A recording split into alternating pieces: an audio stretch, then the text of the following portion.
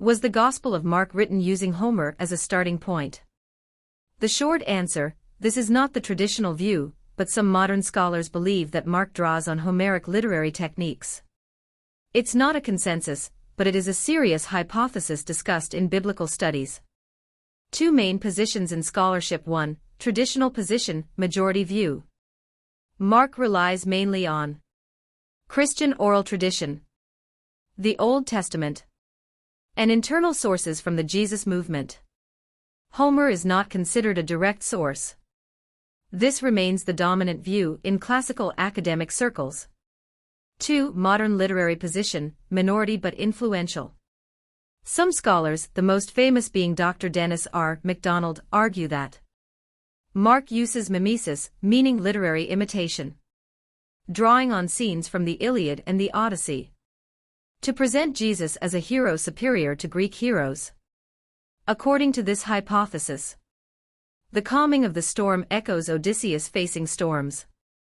The Gerasena demoniac resembles monsters from the Odyssey. The mission of the disciples mirrors the journeys of Odysseus' companions. The idea is not that Mark copies Homer, but that he uses well-known Greek literary models to structure his narrative.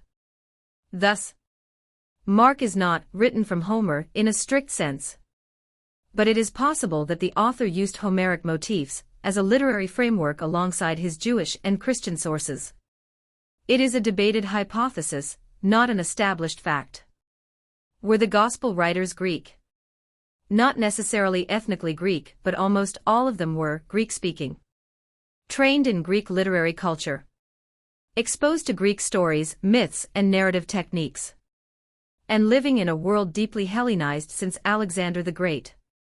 In other words, even if they were Jewish, they thought and wrote within a Greek cultural environment. So if Mark writes in Greek, for a Greek audience, in a Greek world, it makes sense that he knows Homer, knows Greek literary techniques, mimesis, heroic parallels, dramatic structure, and uses references his audience understands. This doesn't mean he copies Homer, but that he shares the same literary universe. A striking parallel: the anointing of Jesus. One of the most surprising parallels proposed by Dr. MacDonald is the idea that the anointing of Jesus by a woman in Mark reworks a passage in the Odyssey where Penelope anoints Odysseus. It's not word for word, but the narrative motifs are very close, structured in similar ways. 1. In the Odyssey, Odysseus returns unrecognizable. A woman, Penelope, or a servant, washes/anoints/perfumes his head or feet. The act becomes a moment of recognition. It carries strong symbolism: purification, welcome, restoration of honor.